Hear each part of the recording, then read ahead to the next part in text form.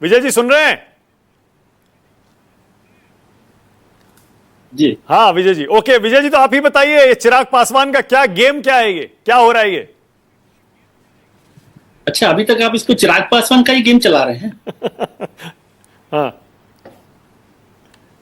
देखिए, जो सब लोगों ने कहा वो बात ठीक है ना, कि चिराग पासवान अगर चुनाव लड़ना चाहते हैं तो इसमें कोई आपत्ति वाली बात नहीं है। सबके पास अधिकार है, उनकी पार्टी है, उनके पास ताकत है, वो ताकत की आजमाइश कर सकते हैं। वाजपेयी जी ने भी जिक्र किया कि भाई 5 एमपी हैं, 30 सीटें होती है। वाजपेयी जी 5 एमपी की बात रहे थे, बता ये रहे थे कि 2020 में उन्होंने 38 सीटों पर नीतीश कुमार जी को नुकसान पहुंचाया, हाँ जेडीयू को। तो वो के शर्मा जी को याद दिला रहा है कि 38 सीटें तो वही हैं जिनको हमने जेडीयू को नुकसान पहुंचाया था। तो वो सीटों पर तो काम बनता ही है, उनकी ताकत बनती है, उनकी दावेदारी बनती है, हाँ इसमें कोई बात नहीं है। और वो बीजेपी को नहीं बता रहे, वो नीतीश कुमार जी को बता रहे हैं। अब आप समझिए कि नीतीश कुमार जी पर पता नहीं आप क्यों चर्चा कर रहे हैं। नीतीश कुमार जी के लिए भारतीय जनता पार्टी ने बड़ा स्पष्ट कर दिया कि वो उनके नेतृत्व में चुनाव लड़ेगी, लेकिन चुनाव के बाद क्या होगा ये नहीं कहा है। ये तो कहा ही नहीं है। आप अभी तक नीतीश कुमार जी को चुनाव के बाद भी मुख्यमंत्री यादव को भी लाइए स्क्रीन पर, शक्ति यादव को भी लाइए। हाँ, बीजेपी ने नहीं कहा कि नीतीश कुमार चुनावों के बाद भी मुख्यमंत्री रहेंगे। अब वो एकनाथ शिंदे बनेंगे, एकनाथ शिंदे नहीं बनेंगे, क्या होगा ये तो अब चुनाव के बाद तय होगा। और हनुमान के लिए कहा जाता, हनुमान का जिक्र आपने बार बार किया, तो हनुमान तो हमेशा सेवा में रहता है ना, वो कोई पॉलिटिकल पार्टी की तरह से थोड़ी है। वो तो जब आपने उनको पूरी पार्टी को तोड़ दिया, आपने उनको सरकार में शामिल नहीं किया, आपने उनका घर खाली करवा लिया, तब भी सेवा में रहे। सेवा का फल कभी तो मिलना चाहिए ना। हाँ, अब चिराग पासवान लगातार अपनी जो विश्वसनीयता है, कॉन्फिडेंस है, वो प्रधानमंत्री में भारतीय जनता पार्टी में जाहिर कर चुके हैं। तो क्या दिक्कत है? और फिर चिराग पासवान के आने से क्या बीजेपी को कोई नुकसान हो रहा है? कोई नुकसान हुआ है? नहीं हो रहा। अगर नुकसान होगा तो जेडीयू को होगा या तेजस्वी जी को होगा। तो तेजस्वी जी को चिंता करनी है, नीतीश कुमार जी को चिंता करनी है।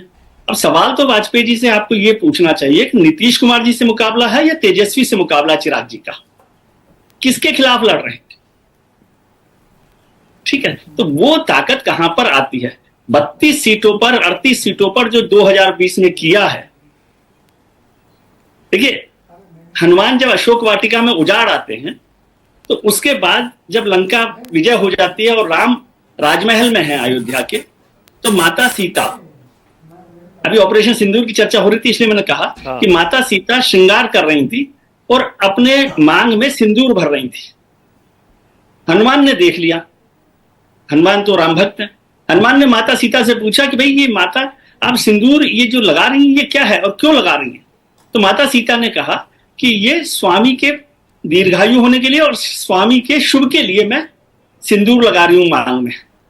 तो हनुमान ने कहा कि ये तो बहुत अच्छी बात है, यदि मांग में सिंदूर भरने से स्वामी का शुभ होता है तो उनका मैं पूरे चेहरे पर, पूरे शरीर पर लपेटूं। ठीक है, ये किस्सा मैंने बताया आपको, रेफरेंस कोई नहीं है इसका, तो याद आ गया मुझे सिंदूर को लेकर। अब ये किस्से के बाद आप क्या सोच रहे हैं? अब क्या चुनावों के बाद नए समीकरण बनेंगे? और इसमें राम को कहां दुविधा है? आप राम को दुविधा में डाल रहे हैं। राम की दुविधा में कोई है ही नहीं ना। राम के साथ सुग्रीव भी चल रहे हैं, हनुमान भी चल रहे हैं, जामवंत भी चल रहे हैं।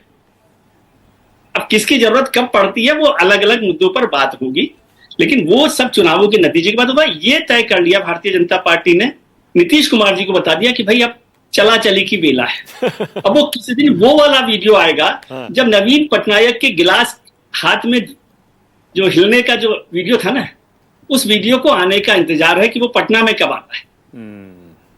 वो भी आ जाएगा।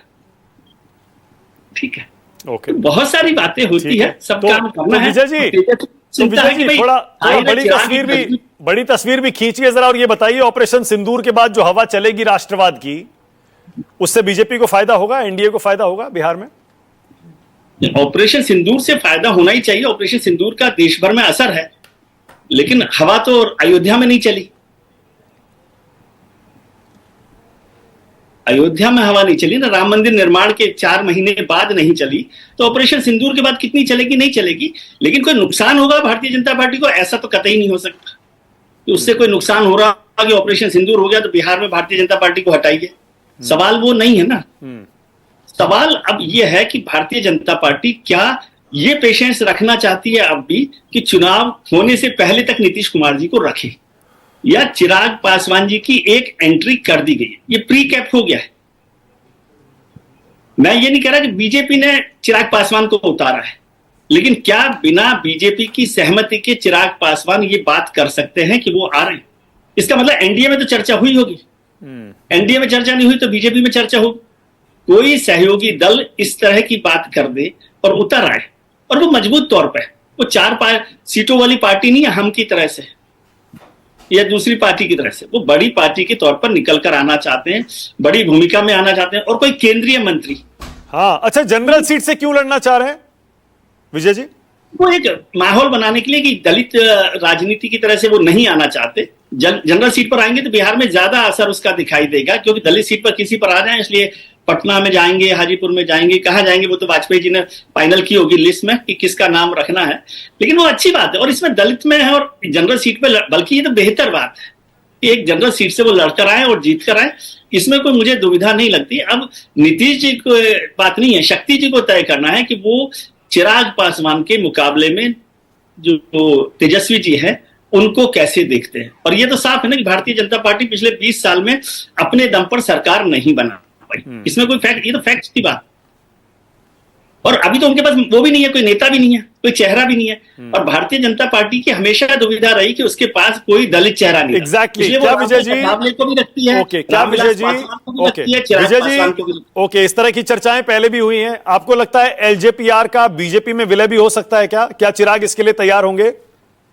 मुझे नहीं लगता कि एलजेपी अपना विलय करेगी, क्योंकि बाहर से अलग संगठन बनाकर रहना उनके लिए ज्यादा पावरफुल है, ज्यादा ताकतवर है। और रामविलास पासवान का इतना लंबा अनुभव, 6 प्रधानमंत्रियों के साथ जिन्होंने अपनी सरकार में मंत्री रहे हों, तो क्यों मर्जर करेंगे और फिर लाइन में लगे रहें, संसदीय दल की बैठक में बात भी ना कर तो क्या बीजेपी आपको लगता है वाकई चिराग को सीएम बना देगी अगर वो एलजेपीआर के नेता रहेंगे तो? नहीं, वो मुझे नहीं पता कि वो बनाएंगे कि नहीं बनाएंगे, लेकिन नीतीश कुमार के लिए एक व्यवस्था, मतलब मैसेज उन्होंने दे दिया। ये मैसेज सारी नीतीश कुमार के लिए है। Okay, all right.